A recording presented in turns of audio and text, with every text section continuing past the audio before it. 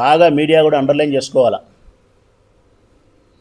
చంద్రబాబు నాయుడు గారి బలం, ఆయన గెలుపు రహస్యం. ఒక సినిమా యాక్టర్ని పట్టుకొని, ఒక హీరోయిన్ పట్టుకొని నీ చర్మ సౌందర్యానికి కారణమేమంటే లక్స్ అంటానులే. అట్లా నీ విజయ రహస్యం ఏమి బాబు అంటే పంచసూత్రాలు. పంచసూత్రాలు, ఈ పంచసూత్రాలే ఆయన బలానికి కారణం. అందులో మొట్టమొదటిది ఆయన బలానికి కారణం ఏంటంటే గన వెన్నుపోటు. నమ్మిన వాన్ని ముంచడం, వెన్నుపోటు. ఆయన ప్రధానమైనటువంటి బలం వెన్నుపోటు. రెండవది ఏం తెలుసునా, చాలా బలమైనటువంటి ఆయన ఆయుధం, ఈ దేశంలో ఉండే అన్ని రాజకీయ పార్టీల సంకనాకి అందరినీ జతగట్టడం. ఎప్పుడన్నా ఒక్కడు పోటీ చేసినాడా? జగన్మోహన్ రెడ్డి మాదిరి సింహం ఒక్కటే వస్తుంది, పందులు మాత్రమే గుంపులు గుంపులుగా వస్తాయి. అడిగో సింహం వెనకాల ఉంది చూడు, అది ఒక్కటే వస్తుంది, అది గుంపులు రావాయి. నీ జీవితంలో గెలిచిన ప్రతిసారి ఈ దేశంలో ఉండే అన్ని రాజకీయ పార్టీలను జతగట్టాలా. కమ్యూనిస్టులు, బీజేపీ, కాంగ్రెస్, ఏ పార్టీతో జతగట్టలే. ఇది ఆయన రెండవ బలం. మూడవది ఆయన బలం ఏం తెలుసునా, కులం, సామాజిక వర్గం. ఈ సామాజిక వర్గాన్ని రెచ్చగొట్టి, ఈ సామాజిక వర్గాన్ని పూర్తిగా ఉపయోగించుకొని కమ్మ కులస్తుల యొక్క ధనబలముతోనూ ఓటు బలంతోనూ కులాన్ని విభజన చేసి కులం కార్డు తీసి, ఇది నీ మూడవది.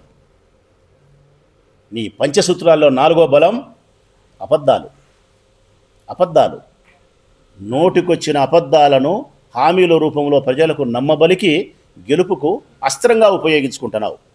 ఇంకా చిట్ట చివరిది మోస్ట్ వాల్యుబుల్, ఇంపార్టెంట్, నువ్వు చేసే ఈ పనికిమాలిన పనులన్నీ ఉన్నాయి కదా, ఈ పనికిమాలిన పనులన్నీ అబద్ధాలు, పాడు, పరదేశి, వీటినన్నిటినీ నిజాలని చెప్పి రాష్ట్ర వ్యాప్తంగా నమ్మించడానికి నీ పచ్చపత్రికలు రాసే రోత రాతలు. ఇది నీ పంచసూత్రాలు నీ గెలుపుకు. ఒక హీరోయిన్ యొక్క చర్మ సౌందర్యానికి రహస్యం లక్ష్య అయితే, నీ విజయానికి బలం ఏందంటే గన వెన్నుపోటు ఒకటి, దేశంలో ఉండే అన్ని పార్టీలను జతగట్టడం ఒకటి, నీ కులం కార్డు ఉపయోగించడం ఒకటి, నోటికొచ్చిన అబద్ధాలు చెప్పడం ఒకటి, ఆ అబద్ధాలను నిజాలుగా నమ్మించడానికి పచ్చపత్రికలు రాసే రోత రాతలు ఒకటి. ఇది నీ బలం. కానీ జగన్మోహన్ రెడ్డి బలం అది కాదు. రాష్ట్ర ప్రజలారా, అది కాదు.